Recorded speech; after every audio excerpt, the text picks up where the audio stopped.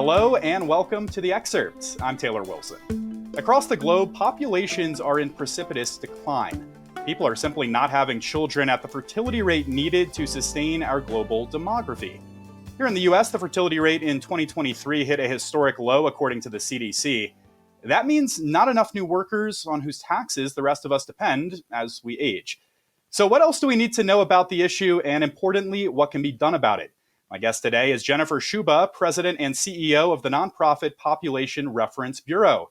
Jennifer, thanks for joining me. Thank you so much, Taylor. I'm glad to be here. So let's just get right to it, starting here. The generally recognized total fertility rate at which a population is stabilized is 2.1, meaning people should be having that many babies to maintain our population. But Jennifer, that's not happening. What is our fertility rate now, and describe for us just how bad it is? I wouldn't use the phrase bad or the word bad there, because when we say 2.1, this is a math thing, of course, because we're just talking about replacing two parents with a little margin of error to account for those who do not make it to reproductive age, unfortunately. But it's a theoretical number when we're thinking about actual populations. So to try to aim for that as a number, I think, is where we make this mistake. There's no reason why we would ultimately end up at exactly that number as an individual country. So in the United States, we are below this replacement level rate. We're somewhere in the 1.6 range, between 1.6 and 1.7. And globally, we're actually at about 2.25. So globally, we actually see those numbers trending downwards towards replacement level as well. So what are the biggest factors causing this drop? So in the United States, we have achieved a big goal that we set out to do, which is to bring down teen pregnancy rates. And so that's responsible for a good chunk of our decline from higher to lower fertility rates. Also, the U.S. really mirrors what we see as a global trend, which is having gone over a long period of time from higher numbers of children per woman on average to lower numbers as we see education levels rise across the population, as we see women getting work opportunities outside the home to bring in incomes to their families. And so we kind of follow that general trend. We also, though, follow the trend among our peers, other high-income countries that have seen a continued decline past that replacement level rate to even lower levels. So you touched on the global trends a bit here, Jennifer. Globally, where is the falling birth rate impacting people the most, and how does that compare to us here in the U.S.?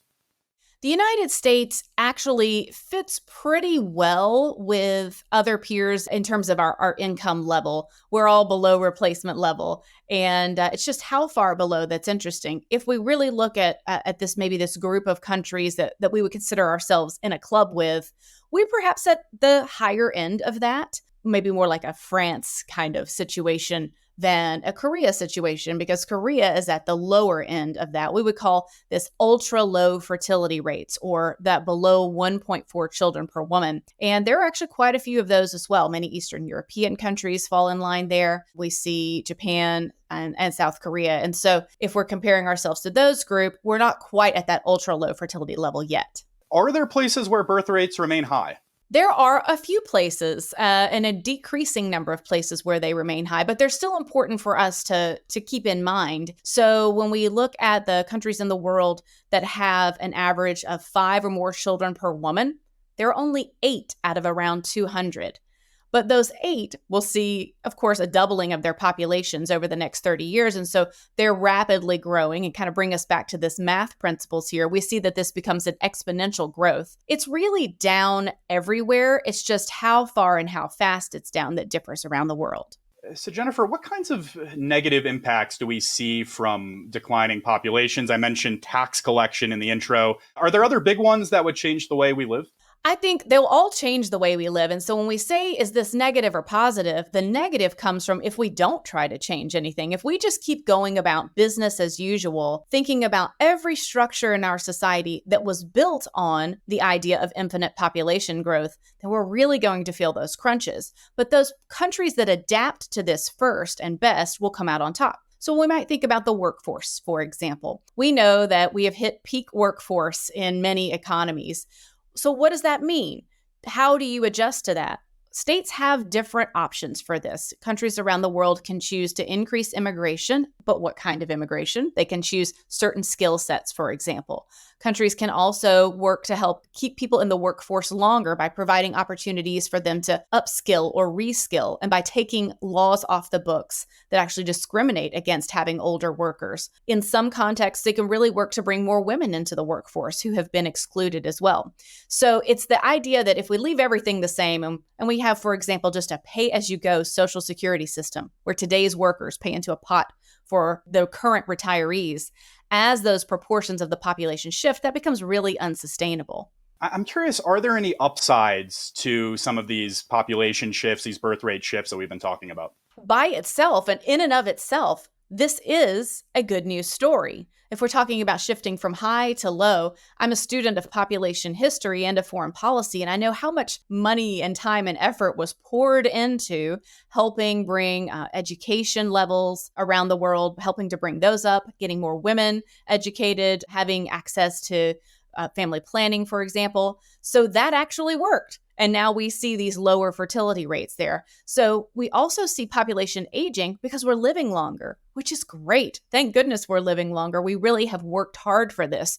You know, many experts have weighed in on how many people our planet can reasonably support with food and other resources. You've touched on this a bit. Some have put that number at 10 billion.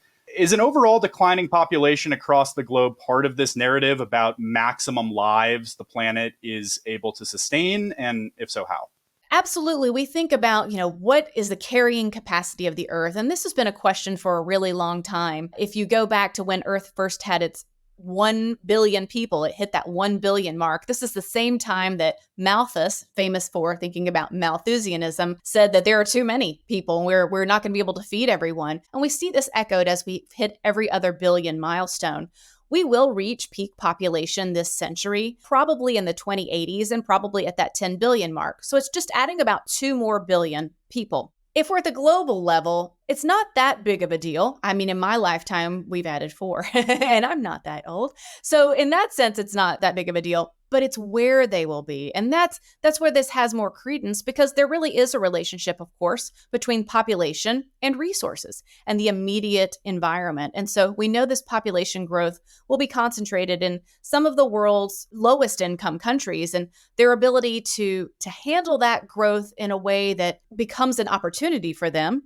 This is the workforce of the future, for example, rather than spend their time really struggling to have stability and prosperity. That's the real challenge that we have today. Environmentally, eventually it could be a good thing, but I worry that we will rest on our laurels and we will hope that depopulation equals a cleaner environment. Forget how much consumption really matters to drive that environmental impact. It's an interesting point. So, various countries around the world have been trying to tackle this issue for a while. You mentioned South Korea earlier. The president of South Korea has called the rapidly falling birth rate in his country a national emergency. Very strong words. Recently creating a new ministry with the express mission of tackling this crisis. Are there any policies that have been particularly successful around the world?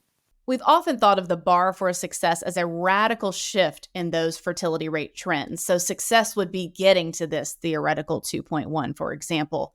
If that's the case, then no, not really. But if we change our definition of success and we think about what kind of policies make people's lives better, then yes, anytime we can alleviate some of the financial burden of having children, that can really help at the household level. Whenever we make maternity and paternity policy, that parental leave can really improve the experiences of individual families. And of course, the same for childcare and childcare expenses and housing and jobs and all of those things. They all are societal goods that they may not move the needle in terms of raising births, but they can really make having children a much smoother path for people.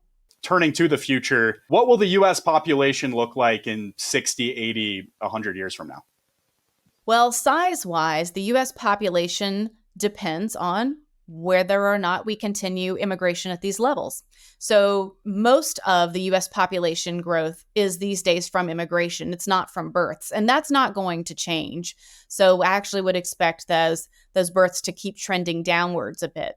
And so what do we end up doing on immigration? Now, I'm a political scientist, and I'll tell you, we're not going to do anything about it. I don't think we'll have any reform. We'll have a lot of talk about it, a lot of stress and bluster, but we won't really see any reform. So I think if U.S. immigration stays around the levels where it is now, we would expect to see population growth in the U.S. We, of course, also would see some different kinds of composition shifts. The U.S. population will grow older. We know that that is the case. We also know that it will grow more racially and ethnically diverse, especially at younger generations. And so that's the America that awaits us in a few decades. I'm happy you've mentioned older folks. I'm curious, both in the US and around the world, what leaders should be considering to properly plan for this radical shift in age, given that there will be many more older people who are living longer. What's that mean functionally for the world we live in? Well, the first step for them is acceptance. And I'm often really disturbed when I speak to policymakers that rather than accepting that this is for sure the case, they're still trying to reverse it. And what worries me about that is that we're wasting precious time to put in place the types of systems that can help us adjust to that. In the United States, health is a big key. So we can't work longer if we aren't healthier. And our peers, in terms of something we call health span, so think about lifespan and health span, those years we work healthy, our peers are Mexico and Russia and China. We would like our peers to be Southern Europe, for example, or maybe Japan, because that allows us to work longer, healthier. Now, of course, not everyone wants to work longer, but we need to at least have this baseline system where those who want to can do so, or those who have to can do so. And finally, Jennifer, what is the biggest thing you want more people to know about population decline? I think I want people to recognize that a lot of folks in the world, a lot of those in power really worked for decades to help us live longer, healthier lives, which led to population aging, and to have greater opportunities for education and income earning activities, which in part led to lower birth rates. And so when we look at it as nothing but doom and gloom, I think we forget that intentionality behind it. But I think we also need to recognize that the world of the future is going to look different. But if we prepare for this and we make really tough changes, we can actually thrive in this world. And then also that population aging is not necessarily the same as individual aging, where there'll be no innovation anymore, or we'll just be societies that are dusty and gray. There will always be young people, middle-aged people, and older people, just in different proportions. And so we need to work towards thriving multi-generational communities. Jennifer Sciubba, fascinating insight and perspective for us here. Thanks for joining us on The Excerpt. Thank you. Thanks for watching. I'm Taylor Wilson. I'll see you next time.